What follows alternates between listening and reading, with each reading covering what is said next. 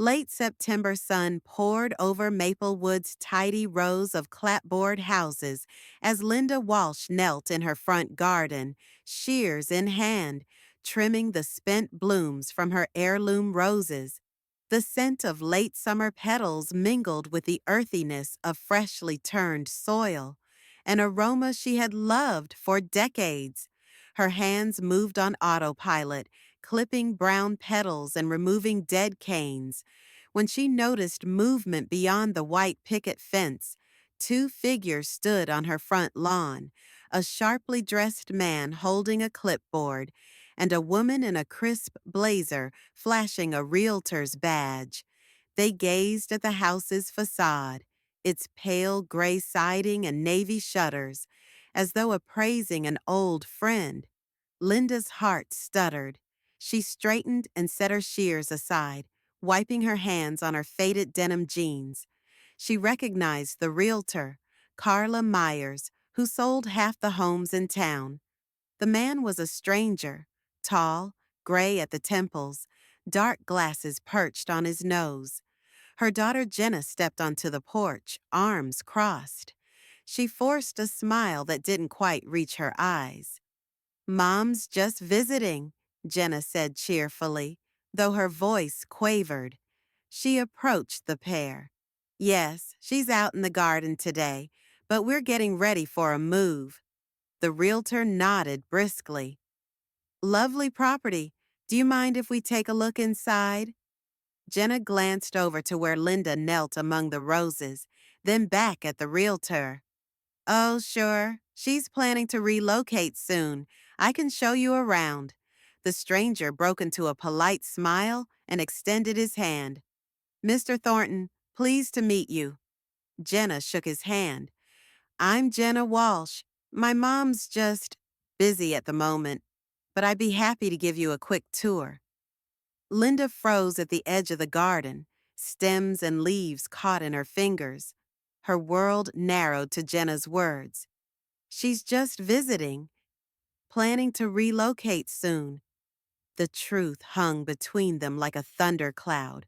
No one had asked if she wanted to move. A cold wave of betrayal rolled through her. This house, her home of 40 years, where she'd raised Jenna and raised her voice in laughter, where she'd nursed Jenna through scraped knees and late-night tears, where she and Linda's late husband had shared countless Sunday breakfasts, was casually passed around like a summer cottage. She rose, heart pounding. Jenna led Mr. Thornton and Carla toward the front door, key in hand.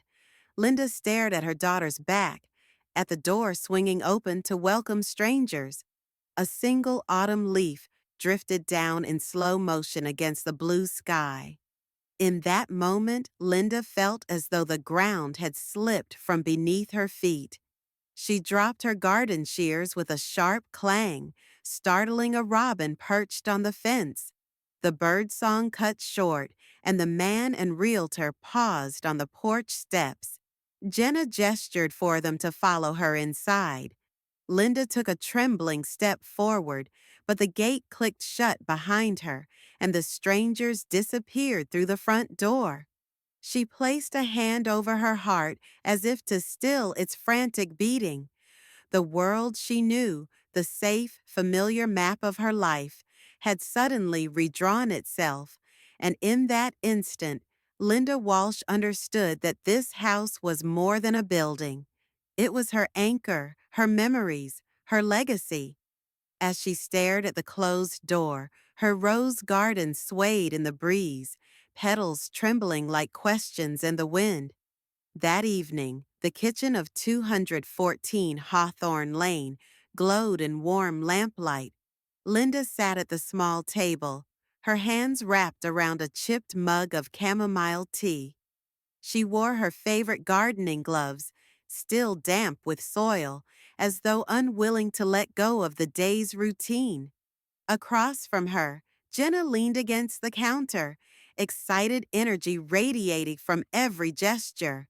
"Mom, I'm serious," she said, pouring herself a glass of lemonade. "Today, 5 couples walked through that front door. One of them actually asked if there was an open house this weekend. Daniel, Jenna's husband, hovered nearby in an apron dusted with flour. He rinsed a mixing bowl in the sink, his shoulders tense. He met Linda's eyes briefly, then turned away to focus on the suds. Jenna glanced at her mother. It's going to sell fast. New buyers want move-in ready. Linda sipped her tea slowly, feeling its warmth spread through her. She watched the steam curl up like a silent question. She remembered how she'd spent the afternoon clipping roses so perfect buyers would be greeted by color in the garden. Now she wondered if she'd clipped away more than blossoms. Daniel set the bowl in the drying rack and joined Jenna by the counter. Sounds good, he said, tone measured. It's what we planned, right? Jenna grinned. Exactly. We'll have the down payment for our new place by Thanksgiving. She reached out and patted Linda's hand. Isn't that great, Mom? Linda felt the glove on her hand crease, trapping her palm uncomfortably. She did not want to dampen their excitement. Daniel had just returned from a layoff at the mill, and Jenna had worked overtime waiting tables. They needed this, but her heart clenched. Their dream of a fresh start meant the end of hers here. It's wonderful, she said, her voice smooth. I'm happy for you both. Jenna's eyes sparkled. You know, we thought maybe you'd like to come with us. We'll have a guest bedroom, Mom. It'll be perfect. Linda's throat went dry. She pictured a guest bedroom where she'd no longer tend her roses, where the sun wouldn't fall that same way through the lace curtains. She took a steadying breath. That's very generous, she said, placing her mug on the table so firmly it left a ring. But I'm fine here. Jenna's smile faltered. Oh, of course. Daniel cleared his throat. Dinner's almost ready. Jenna patted Linda's hand again, apologetic. Mom, we'll make it worth your while. Linda nodded and smiled, though her lips felt stiff. She watched them prepare the casserole, layering noodles, sauce, cheese, feeling each scoop as a reminder that her home was slipping away. Later, she retreated to her rose garden under the moonlight, gloves in hand. The petals, silvered by the night, seemed too fragile for futures built on happy chatter. She inhaled the cool scent of earth and flowers, letting the stillness steel her for what must come next. Inside, Jenna and Daniel laughed softly over dinner, unaware that their joyful plans landed like one swift, silent blow to Linda's world, another gut punch disguised as good news. Long after Jenna and Daniel had gone to bed, Linda sat at her desk under the soft glow of a desk lamp. The house was silent. No hum of appliances, no distant voices, only the steady tick of the wall clock. She pulled open the bottom drawer of her filing cabinet and rifled through stacks of paperwork, tax returns, insurance policies, and older envelopes stamped with her name. Somewhere in this tangle of memories lay the deed she'd signed years ago, a deed she barely remembered signing. Chilled by a sudden dread, she found the faded document dated June 15th, 2004. In neat script, it recorded her transfer of 70% ownership of 214 Hawthorne Lane to Daniel Walsh, her son-in-law, as a gift to express gratitude for economic support. Her signature curved brightly along the bottom. She blinked hard, as though the neon lamp might have misled her eyes. But there it was, 70% of the equity in her home, ceded to Daniel Walsh. No witness affidavit noted any discussion of its terms, just the terse declaration of a gift. Linda's hand trembled on the desk. She remembered signing with Jenna at the kitchen table, the notary's pen warm in her hand. the promise Daniel made of help with bills. She recalled her naive relief then. She'd believed it was a temporary arrangement until her husband's pension kicked in. Now she felt the weight of betrayal settle around her shoulders. 70%. That was more than half, enough to give Daniel full control. No wonder he and Jenna had so confidently spoken of selling the house. He already held the majority stake. Her throat tightened as she pressed her palm to the paper. The roses she tended in summer, the laughter that echoed through the halls, those memories seemed distilled into a contract that Daniel had quietly activated. Clutching the deed, she rose and moved to the window. Moonlight bathed the garden, rendering her roses ghostly silver. She realized how carefully she'd been manipulated, reassured with kindness, coaxed with promises, and led to sign away her home in what felt like a single evening. Tears pricked her eyes, but she blinked them away. The house she built, stone by quiet stone, was never hers alone. The betrayal cut deeper than any winter chill. She set the deed back in the drawer, her jaw firming with resolve. The paper trail revealed the truth. Her trust had been exploited, and now she would use that same paper to reclaim her life. Linda turned off the lamp and slipped into bed, heart pounding, mind racing with the knowledge that her sanctuary had been built on lies. But the dawn would bring new clarity and a plan to set things right. The next morning, Linda woke before dawn, her mind buzzing with the discovery of the deed. She brewed a pot of strong coffee and sat at the kitchen table, the pale light of sunrise filtering through lace curtains. Her phone lay beside her journal, and she tapped Frankie Davenport's number without hesitation. Frankie picked up on the second ring, her voice warm but alert. "Linda, you're up early. Everything okay?" Linda cleared her throat. "Frankie, I need your help. Last night I found a deed, signed years ago, that gives Daniel 70% ownership of my house." There was a brief pause. 70%? Frankie echoed, concern creeping into her tone. "That's a majority share. Are you sure it's valid?" Linda swallowed. "Signed, notarized, the whole package. I didn't understand what I was signing back then. I was overwhelmed." Frankie reached for her coffee. "All right, here's what we can do. First, call Daniel and Jenna to a meeting. Say you want to review some paperwork. You need to slow this down." Linda jotted notes. "Okay, slow it down."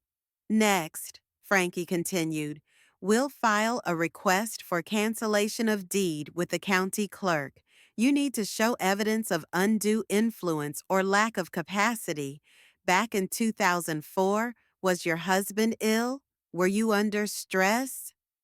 Linda nodded, remembering her husband's illness. "He was. I was caring for him full time." "That helps," Frankie said. "We can argue you lack the necessary capacity to make such a gift at that time. We'll need medical records, your journal entries, anything to show your state of mind." Linda scribbled more notes. Medical records, journal entries. "Third," Frankie said, "we'll secure a temporary restraining notice to block any sale until the court reviews your request. That buys you time, and I'll use my realtor credentials to pull any pending offers or listing agreements off the market." A glimmer of hope warmed Linda's chest. "You really think we can stop this?" Frankie's voice was firm. "I've seen worse. You've got a strong case if we move quickly. I'll draft the petition today, and you file it before noon. Then Daniel won't be able to close any sale until a judge weighs in." Linda took a deep breath, steadying herself. "Thank you, Frankie. I don't know what I'd do without you." "Don't mention it," Frankie said. We're old friends. I'll email you the forms and meet you at the clerk's office in an hour. As she ended the call, Linda felt a surge of determination. The house on Hawthorne Lane was her life's work, built with love and care. Now, armed with Frankie's expertise, she would fight to reclaim her home and her dignity. An hour later, Linda and Frankie stood on the sidewalk in front of 218 Hawthorne Lane, an immaculate craftsman bungalow that had just hit the market. Its freshly painted sage green siding gleamed in the morning sun, and a for sale sign creaked gently in the breeze. Frankie held the lockbox key. "This is the one I mentioned," she said. "It's owned by an estate, vacant for months. It's listed at a bargain considering the location." Linda studied the bungalow's wraparound porch, imagining herself there with a cup of coffee, watching activity next door. 214 had become a battleground. She needed a vantage point beyond Daniel's reach. Frankie led her inside. The floor plan was familiar: living room, dining area, kitchen. Yet everything felt fresh and unclaimed. Light filtered through new windows, illuminating oak floors. The air carried the faint scent of fresh paint and possibility. "In a few days, this could be yours," Frankie said. "You'd qualify for a quick close, given your equity and my connections." Linda ran her fingers along the banister. "I want it." Her voice was steady, resolve firming in her chest. "I need a place where I can keep an eye on 214 without being in it." Frankie smiled. "Smart move. Proximity is power." She opened the French doors onto a fenced backyard. "We can negotiate a lease purchase agreement. You move in now, lock in the price, and buy later. No meddling from Daniel." Linda stepped into the yard and inhaled the crisp autumn air. Across the fence, she could just make out the gabled roof of her own house. She closed her eyes for a moment, picturing herself here. Morning tea on the porch, discreet watches of any realtor signs at 214, calls to Frankie if she saw a showing. She turned to Frankie. "Let's do it. I want the keys by Friday." Frankie nodded, phone already in hand. "I'll finalize the paperwork today. You'll have the lockbox code by noon." Back inside, Linda walked each empty room deliberately, envisioning where she'd place her furniture, where she'd set up a small office. The living room's bay window offered a perfect line of sight to her old garden gate. In the kitchen, she opened a cabinet and laid her journal on the spotless countertop. She wrote a quick entry. "October 10th, homecoming starts next week. From a new address, I will watch over my legacy." She closed the notebook and looked up, determination in her eyes. Across the fence, her former home stood in silence. But now, Linda had a new base of operations, a vantage point from which to protect everything she'd built. As she left 218 Hawthorne Lane with Frankie, keys jingling in her hand, Linda felt the power shift. She wasn't running away. She was positioning herself for the fight to reclaim her future. By Thursday afternoon, Frankie had everything in motion. Linda sat at the dining table of her friend's office, signing documents under the subtle hum of fluorescent lights. The purchaser's name on the paperwork read Hawthorne Holdings, LLC, an entity Frankie had established to maintain Linda's anonymity. With her signature and initial on every page, Linda transferred the funds necessary for the lease purchase agreement. The closing attorney, a jovial man named Whitaker, slid the final deed across the table. "Congratulations, Ms. Larson. Hawthorne Holdings now owns 218 Hawthorne Lane." Linda's chest swelled with quiet triumph. She gathered her purse and the deed binder. the weight of the papers a comforting reminder that she was taking control. Frankie's congratulatory pat on her back felt like armor for the coming days. That evening, back at 214 Hawthorne Lane, Jenna cleared her voice as dinner cooled on the table. "Mom, did you hear?" Linda met her daughter's gaze calmly. "Hear what?" Jenna exchanged a glance with Daniel, who hovered by the sink. "The house next door. It sold today." Daniel stepped forward, feigning surprise. "They got a buyer already?" Jenna nodded cheerfully. "Apparently some young family moving in soon. Thought you'd want to know."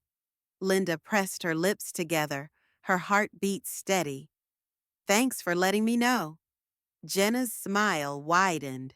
"Looks like you'll have new neighbors before long." Daniel rinsed a plate and set it in the rack. "I'm sure they'll make nice additions to the block."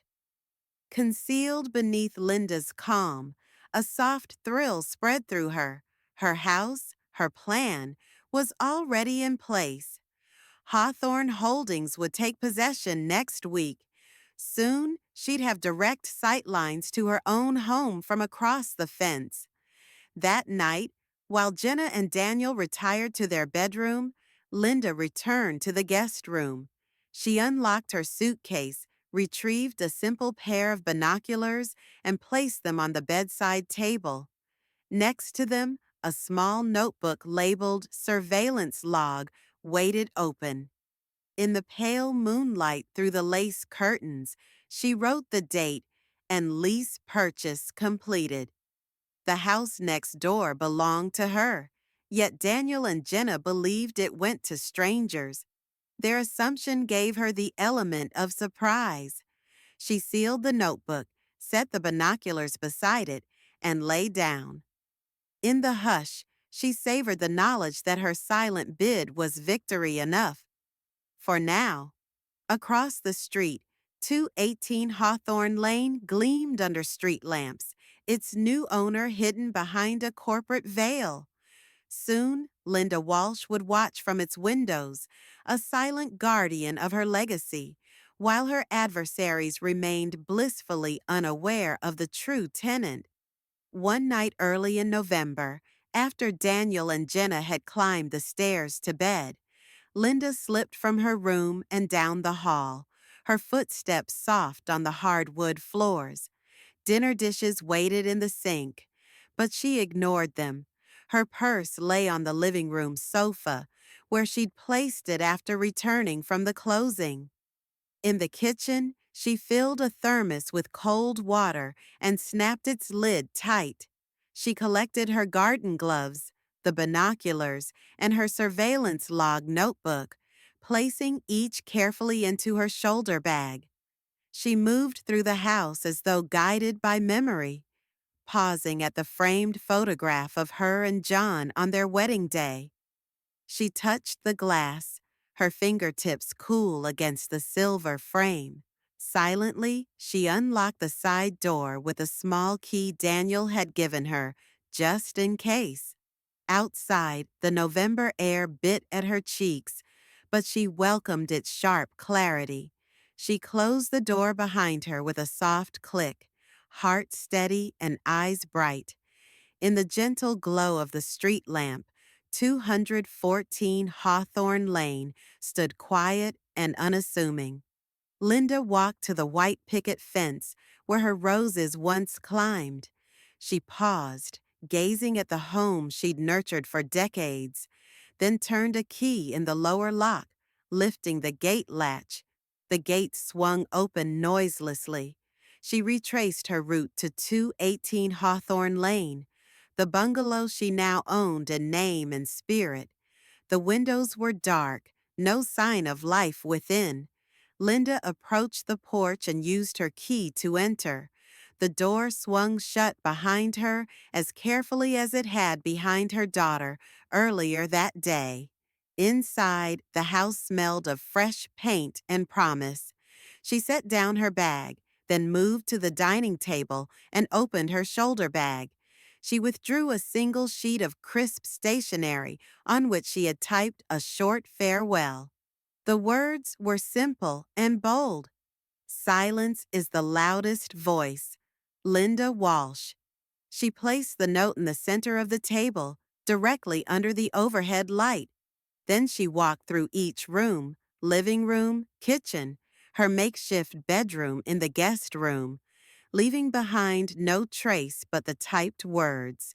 Finally, she stood before the bay window in the living room, lifted the sash, and slid in her binoculars and surveillance log. The first entries would begin at dawn, when Daniel and Jenna believed her still next door.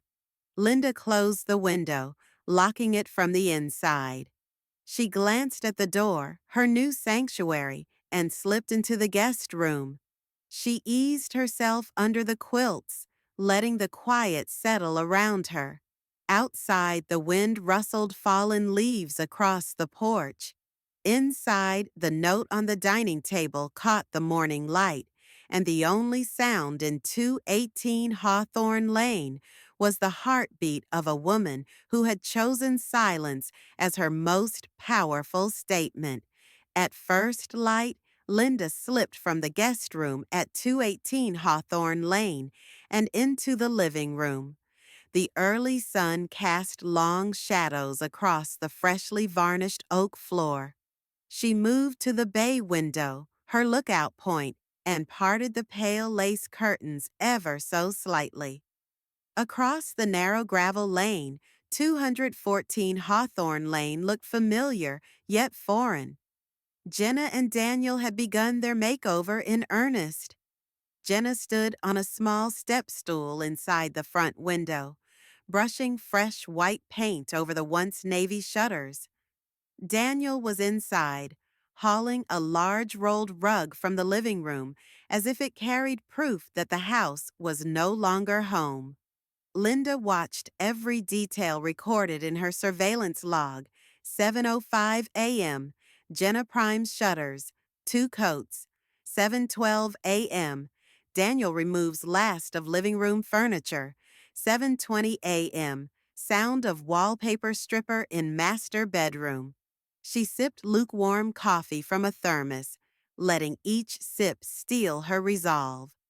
Through another window, she saw Jenna measure for new blinds, her eyes bright with excitement. The old lace curtains she'd sewn by hand, the ones that filtered golden afternoon light, already gone. Inside 218's kitchen, Linda checked her binoculars' focus.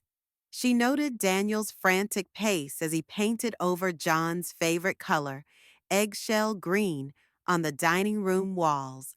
He replaced the oak dining table with a rented folding set, plastic chairs flanking them like strangers at a banquet.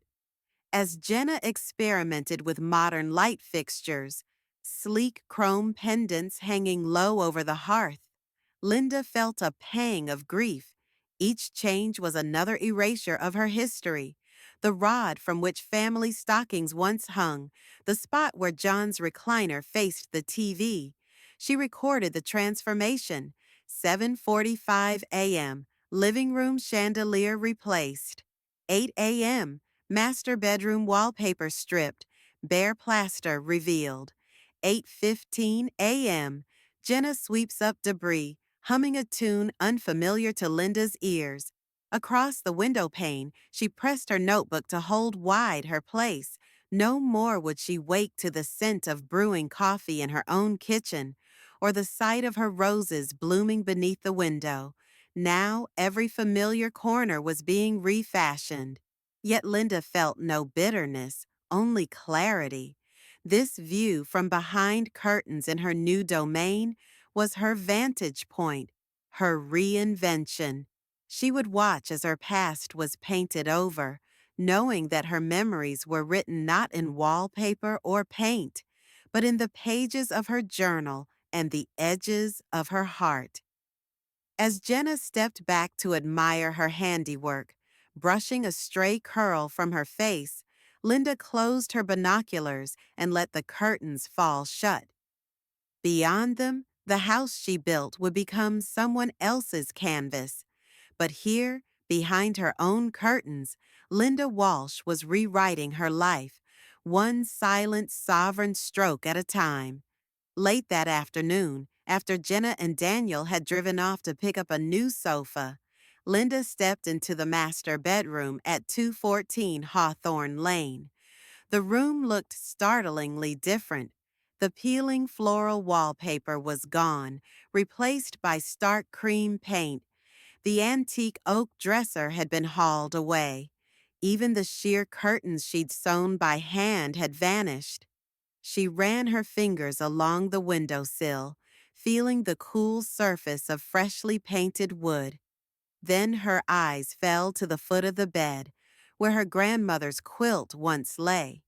It wasn't just any quilt. It was handcrafted by her grandmother, piece by piece. Faded calico from her grandmother's first Sunday dress, soft flannel squares from her grandfather's old shirts, and embroidered panels where tiny hands, including Linda's, had stitched the family initials. Each square was a memory, each stitch a story. Now the bed was draped in a generic comforter, its bland pattern designed to appeal to modern tastes, Jenna had said. The quilt, her heritage, was gone. Linda's heart tightened. She moved closer and ran her fingertips over the smooth new fabric. No snagged threads, no impression of stitches beneath her hand. Her breath caught. It wasn't theft. Nothing else in the room was disturbed. This was deliberate. She closed her eyes, recalling the evenings spent under that quilt with her grandmother's stories whispering in her ear. The quilt had been a safeguard against cold nights and hushed fears. Now, without it, the room felt raw and exposed.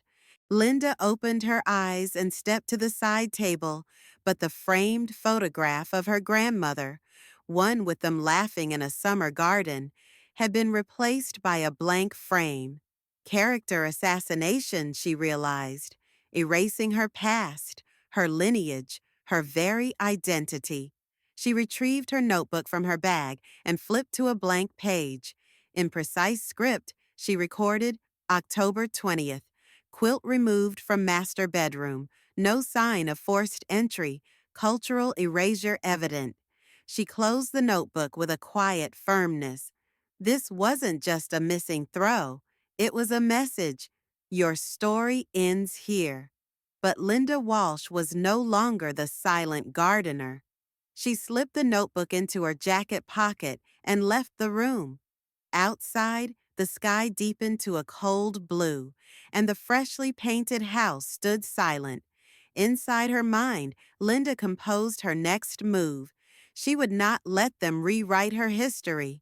She would reclaim every square of that quilt, piece by piece, because even behind those walls, her legacy would never be erased. Under cover of darkness, Linda slipped out of 218 Hawthorne Lane and crossed the quiet gravel lane. The street lamps cast long shadows as she approached her former front porch, heart pounding but resolve steady. She lifted the latch on the side gate and crept around to the back. The French doors to the kitchen were unlocked.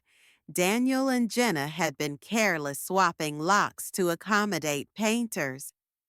Pausing only to steady her breath, Linda eased the door open and slipped inside. The house was hushed. The faint tick of the hallway clock, the distant hum of the refrigerator. She moved through familiar rooms, now unrecognizable in their new color schemes. In the living room, she knelt by the plush area rug that had replaced her grandmother's braided floor covering.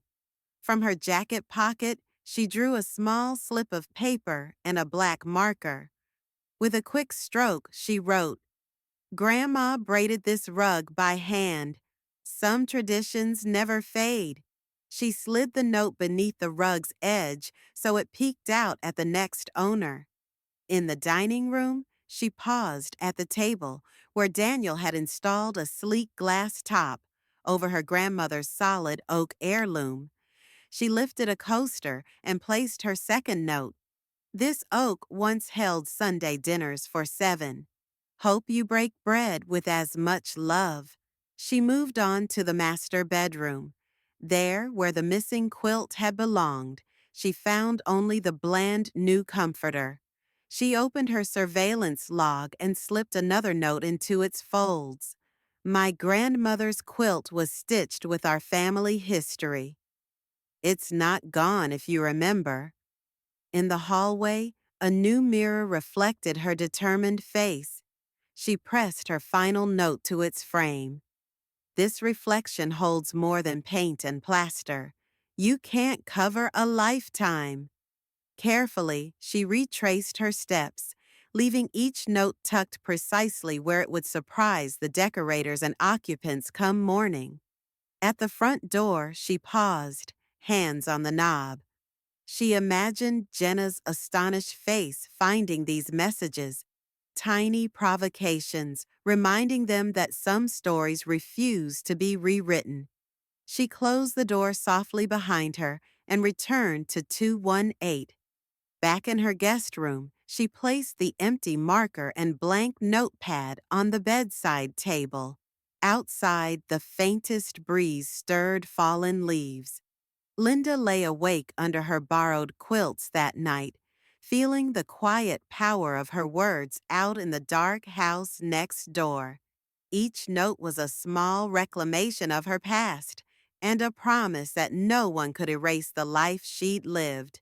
On Saturday morning, the neighborhood gossip found a new spark. Early that afternoon, Maria Lopez, the cleaning woman Jenna and Daniel hired, arrived at 214 Hawthorne Lane clutching her smartphone. Ms. Walsh? Maria called through the front door, but only ranch-era country music droned inside. Instead, she found a small white slip of paper fluttering against the door frame. Recognizing Linda's unmistakable handwriting, Maria scooped it up and read aloud. This oak once held Sunday dinners for 7. Hope you break bread with as much love. Her eyes widened. This isn't your work, Mrs. Walsh, Maria whispered to herself. Curious, she flipped the paper over and found no signature, only the words, tradition fades, but roots remain. Maria snapped a photo and posted it to the town's Maplewood Neighbors Facebook group with the caption, "Found this note on the Walsh house door this morning. Is the house still Linda's?" Within minutes, the group erupted. Notifications pinged on dozens of phones. Clara Hudson, "What note? I'm driving by now." Tommy Reed, "I live 2 houses down. Just saw the note. So weird." Maplewood Historical Society. If true, that oak table is over 100 years old. By mid-afternoon, local mom bloggers had weighed in, speculating over the note's provenance and meaning. A live stream popped up. Spooky Saturday in Maplewood. Mysterious note on Walsh House. Meanwhile, Jenna and Daniel returned from running errands to find their inbox flooded with screenshots. "What's going on?" Jenna demanded as she scrolled through comments. Daniel's face drained of color. "That note, it's Linda's handwriting." They rushed outside, Maria trailing behind. Across the street, neighbors peered from behind curtains. Passing cars slowed to capture the scene on their phones. Within the hour, a local news van rolled up. The reporter stepped onto Jenna's freshly painted porch and aimed a camera at the door. "Ma'am, can you tell us about the mysterious note left this morning?" Jenna shook her head, eyes wide. I don't know what you're talking about." The reporter panned to Daniel. "Sir, do you own this home, or does Mrs. Walsh?" Daniel stammered. Well, we..." He caught Jenna's alarmed glare and fell silent. The cameras flashed. Across social media, hashtags trended. Whose house is it? Der 1920s oak table. Silent guardian. Opinions clashed. Some defended the Walsh family. Others suggested Linda's claims were valid. The story spread beyond Maplewood to neighboring towns, then statewide news outlets. Inside 218 Hawthorne Lane, Linda watched the frenzy from her window, notebook in hand. She recorded the eruption, 1:02 p.m., first Facebook post by Maria Lopez. 1:15 p.m., local mom blog Maplewood Mamas picks up story. 1:30 p.m., news van arrives, reporter live streams. 1:45 p.m., Jenna unable to answer questions on camera. A small smile curved her lips. The storm was exactly what she needed. Public scrutiny would force answers. The truth of her ownership and the hidden deed could no longer stay buried. As the wind rustled the newly planted mums outside, Linda felt the tide turn. The social storm meant her silent fight had exploded into daylight, and soon justice would follow the uproar. By Sunday morning, word of the mysterious notes and social media frenzy had sent ripples through Maplewood's real estate circles. Inside the cozy office of Oak and Pine Realty, Carla Myers stared at her computer screen in disbelief. The listing for 214 Hawthorne Lane now read, Drama House, Inquire Within. Carla's phone rang. Myers here. It was Daniel's voice, strained. Carla, we need to pull the listing. Now. Pull it? Carla echoed, eyeing the dozens of push notifications. I can't just. Fine, I'm on it. She closed the listing dashboard and sent an urgent email to her broker. Revoke MLS listing for 214 Hawthorne. Do not show. Controversy. Then she called Jenna back. I'm sorry, Carla said, tone apologetic. But with this note drama blowing up online and the news cameras at your doorstep, I can't represent this sale. It's too volatile. Jenna's frustration crackled through the line. We need this to move. We already signed paperwork. Carla sighed. Contracts have contingencies. I'm exercising mine. This house is now unmarketable in good faith. You'll have to find another agent, but honestly, you may want to wait until the dust settles. Jenna hung up, panic rising in her chest. Daniel paced the living room of 214, now empty of family photos and bearing only Linda's notes taped to walls. Their real estate agent, trusted, reputable, had abandoned them. Outside, neighbors whispered in clusters as they passed. Children lingered at the edge of the fence, pointing at the paper-stickered windows. Maplewood's tight-knit community had turned the once tidy house into its own kind of theater, complete with nightly news updates and endless Facebook debates. Inside 218 Hawthorne Lane, Linda watched from her perch at the bay window. She recorded in her log, 9:05 a.m., listing revoked by Oak and Pine Realty. 9:12 a.m., public perception shifts, 214 now known as Drama House. 9:30 a.m., Jenna posted an apology on Facebook, but comments only grew more skeptical. A small smile touched Linda's lips. The Drama House label would chase off any serious buyer. The power sellers assumed they held was slipping through their fingers. Daniel and Jenna realized this wasn't simply market turbulence. It was a direct consequence of underestimating Linda Walsh. They'd rushed to capitalize on her silence, only to find themselves outplayed by her resolve. As the realtor's office removed all digital traces of the listing, Linda closed her log. The storm she'd ignited was exposing every fault line in their plan. The house next door, once her greatest loss, was now their greatest liability. And from her window at 218, Linda Walsh watched calmly as the edifice of their scheme began to crumble under the weight of public scrutiny. That evening, after the chaos of revoked listings and viral headlines had subsided, Linda slipped once again across the gravel lane to 214 Hawthorne Lane. The porch light cast an amber glow on the pale gray siding, now streaked with smudges from passers-by's fingertips and camera flashes. Inside, she navigated the familiar floor plan with quiet certainty.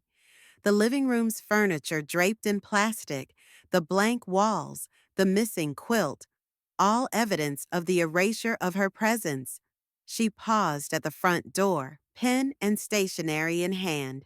On crisp white paper, she wrote, "To Daniel and Jenna, you believed I would vanish with my silence. You forgot I was still standing. I did not leave this home. I merely changed my address. Where you see an empty house, I see my legacy, alive and watching. With quiet resolve, Linda Walsh." She folded the note with care and placed it on the mantel above the fireplace, right where her grandmother's clock used to tick. It caught the light impossible to miss for anyone entering the room. Before leaving, Linda paused in the dining room. She arranged the note beside the coaster she'd tucked under the glass table, then stepped to the window. From 218's bay window, she watched the note's white fold against the hearth's dark stone. Outside, the night was still. The wind rustled fallen leaves, but the notes on every surface of 214 remained undisturbed, proof that her message would be discovered in the morning light. Back at her own door, Linda slipped inside and locked it behind her. She settled into her favorite armchair, opened her journal, and recorded the moment. November 2nd, left the letter. They will find it tomorrow. They will remember I was here. In the hush of her new home, Linda's smile was serene. The silent woman next door had made herself known, and no redecorating, no rewriting of walls could erase what she had left behind. Early next morning, Linda stepped onto her 218th porch to collect the paper bag of mail Frankie had left. As she flipped through the letters, a commotion erupted across the gravel lane. Daniel stormed out of 214 Hawthorne Lane, face flushed and eyes wild. He grabbed the mailbox and yanked out a stack of flyers, tossing them to the ground. Jenna appeared behind him, pleading. "It's not fair, Daniel," she cried. "She's sabotaging us." He tore open an envelope and held Linda's note aloft. "My own mother is out to destroy me," he roared. "She's ruined our sale, our plans, our lives."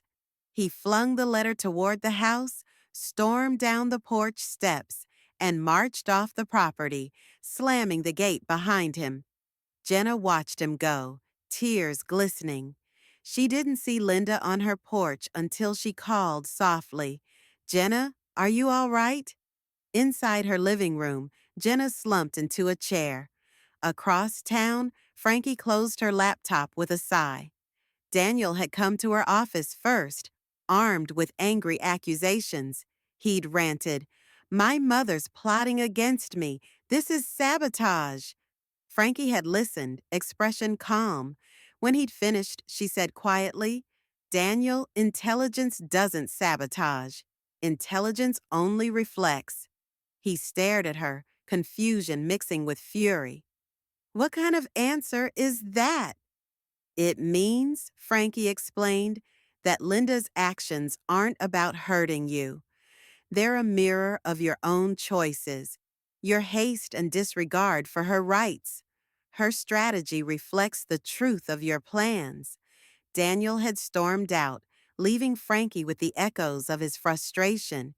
She'd called Linda immediately, relaying Frankie's words. "Zeka sabote et mez. Yalniska yansater." On her porch, Linda closed the final letter in her hand and pressed it to her heart. She watched Jenna's retreating figure, then noted the scattered flyers on the gravel. Linda whispered to the autumn air, "The mirror's reflection never lies." With Daniel's breakdown laid bare, the true force behind the upheaval stood clear. Not sabotage, but the irresistible power of truth, exposing every hidden motive. Late that afternoon, Frankie invited Linda back to her realty office, this time in her capacity as an elder law consultant. The walls lined with floor plans and zoning maps seemed a world away from the storm at Hawthorne Lane. Frankie spread a set of thick binders on her desk. "I pulled every contract related to your marriage and estate, premarital agreements, joint bank records, the whole works." She paused, then flipped to a marked page in the Larson-Walsh marital agreement, 1982. Linda peered over her friend's shoulder. The document was yellowed at the edges, text in formal type. Article 7, Lifetime Occupancy Right. In the event of the death of one party, the surviving spouse shall retain exclusive, perpetual, and non-transferable right to occupy the primary residence located at 214 Hawthorne Lane, Hanover, New Hampshire.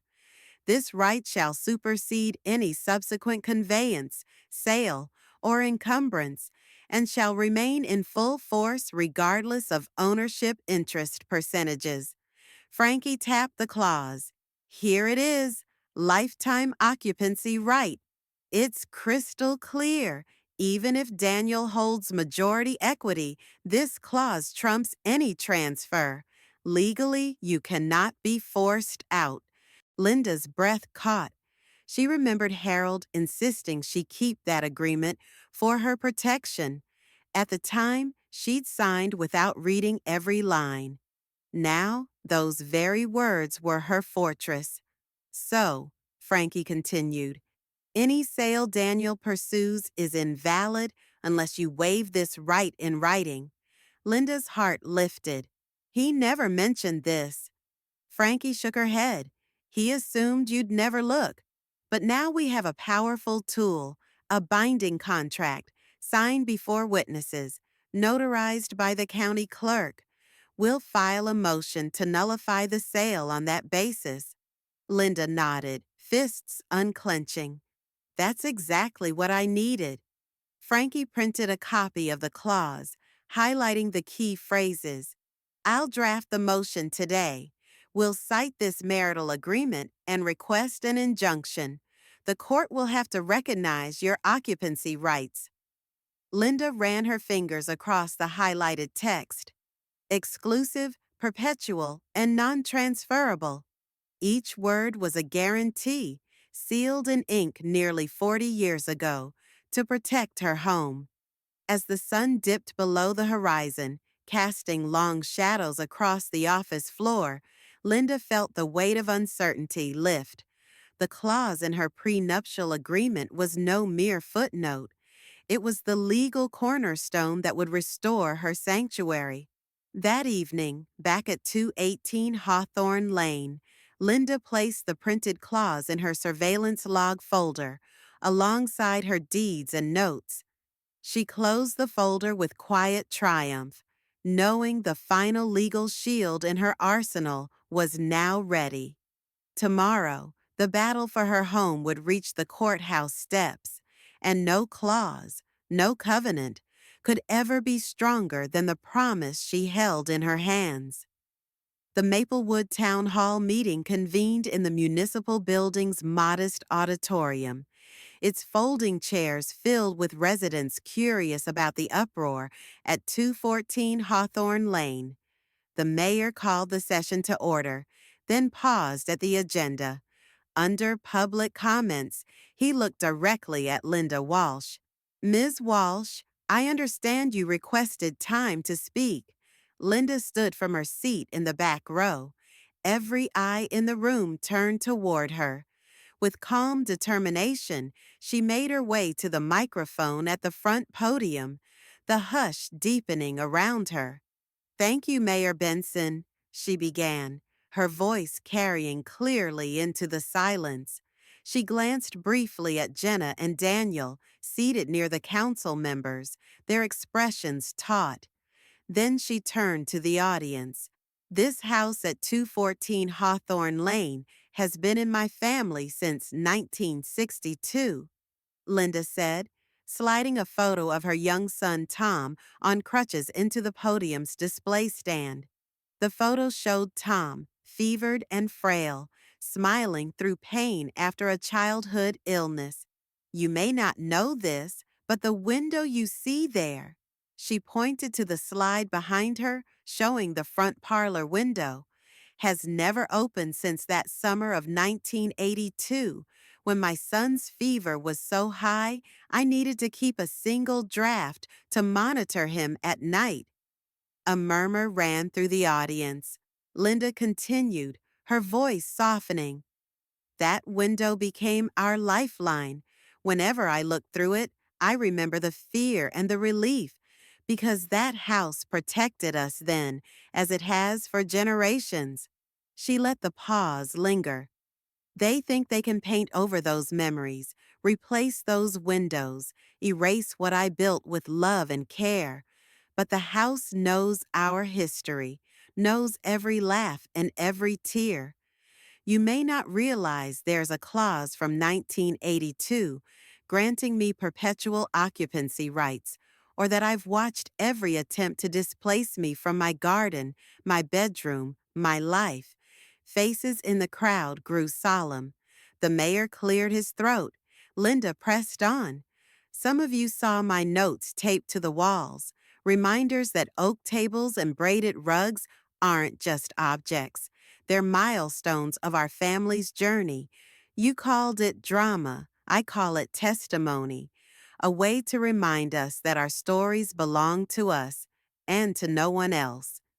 She placed a hand over her heart. "I'm not here for vendettas. I'm here so that a house that sheltered a sick child, sheltered a family, can continue to serve as a home. I ask this town to recognize that the walls of 214 Hawthorne Lane hold more than paint. They hold the legacy of Maplewood itself." Silence gave way to scattered applause, growing until the council members joined in. Jenna and Daniel sat rigid, unable to summon support. In that hall, Linda's words resonated deeper than any legal clause. The mayor stepped forward. "On behalf of the council and the community, Ms. Walsh, we hear you. We will ensure the occupancy clause is honored." Linda nodded, tears bright in her eyes. As she stepped away from the podium, she felt the weight of decades lift, a quiet triumph echoing through the room. The house had spoken through her, and Maplewood had listened. Late on a gray Saturday morning, Linda settled into the wicker chair on her new front porch at 218 Hawthorne Lane. She nestled a wool blanket around her legs and placed a steaming mug of Earl Grey on the small side table. Her phone lay beside it, camera app open, lens focused across the gravel lane toward 214. Across the fence, Daniel and Jenna moved methodically.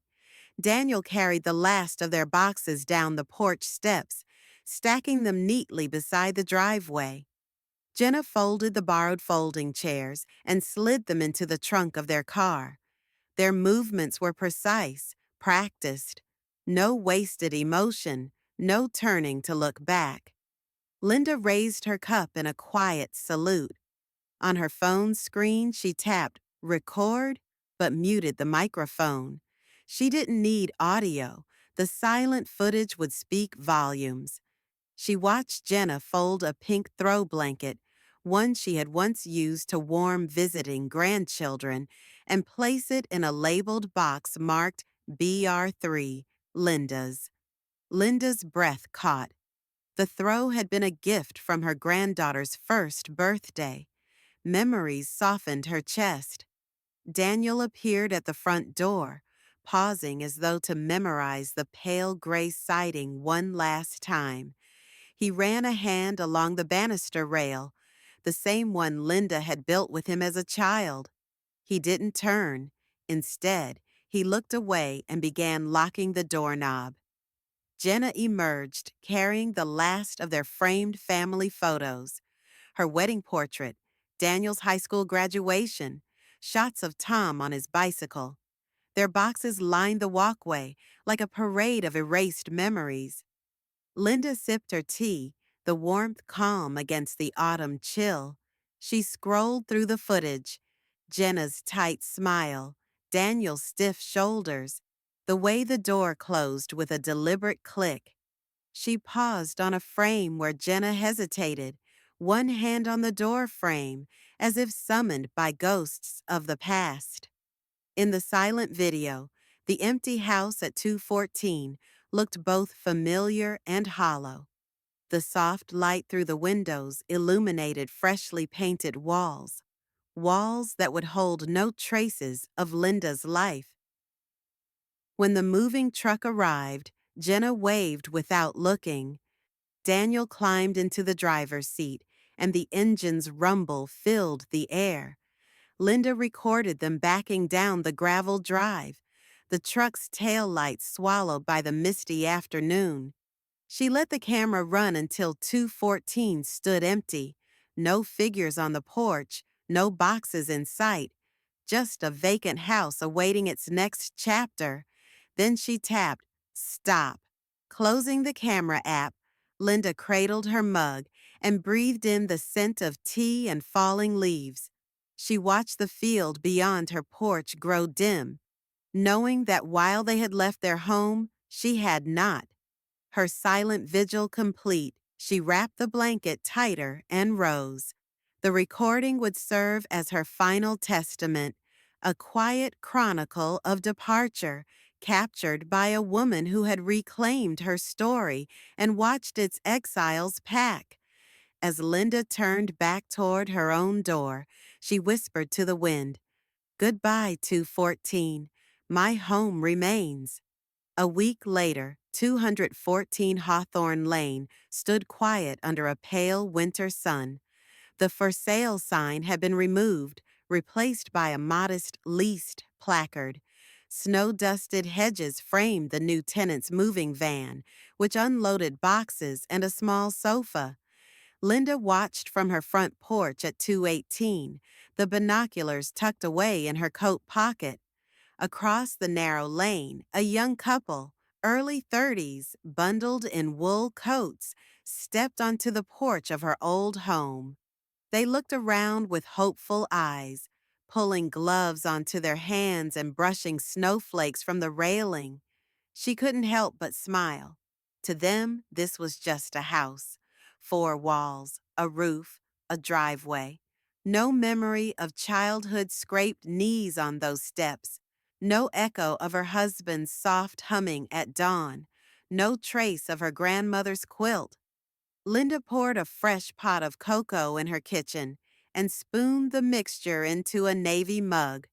She wrapped the mug in a tea towel, then baked a batch of chocolate chip cookies, her grandmother's recipe passed down in careful handwriting, warm, sweet, and familiar.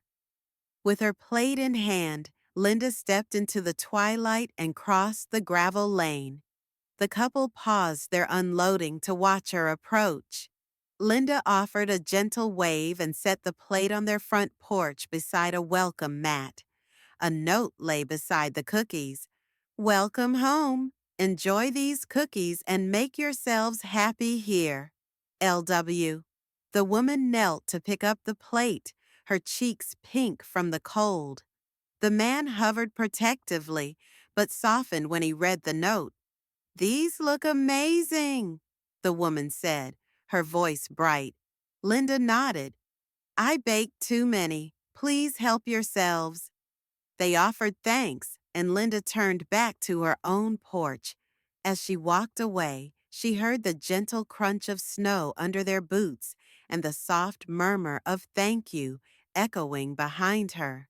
Back at 218, Linda settled into her wicker chair, sipping cocoa as the young couple carried the cookies inside. Through the window, she saw them laugh at her note, their faces warming from the kitchen light.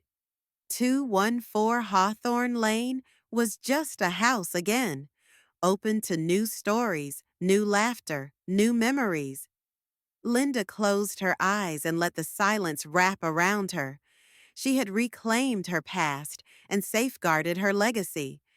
Now, in the hush of a winter evening, she welcomed new life to the home she once built, one chocolate chip at a time. A few days later, Linda's front door swung open to reveal her grandson, Ben Walsh, all of 16 and just home from the high school bus stop. He carried a worn backpack slung over one shoulder and wore a shy, hopeful grin. "Hi, Mama," he said, stepping inside. The living room at 218 Hawthorne Lane felt warm and lived in. Soft light filtering through the lace curtains, a stack of classic novels on the coffee table. Linda rose from her wicker chair and wrapped him in a gentle embrace. "Ben," she murmured, "I'm so glad you're here." He slipped off his jacket and settled onto the arm of her chair, fiddling with the hem of his sweatshirt. After a moment, he looked up. "I saw what happened on Facebook," he said quietly. "All the notes, the news. I wanted to say something, but I didn't know how." Linda reached for his hand. "Thank you for believing me, sweetheart." Ben's brow furrowed. "I tried to tell Mom and Dad that you were standing up for yourself, but they only heard me complain about drama. I couldn't make them see your side." She squeezed his hand.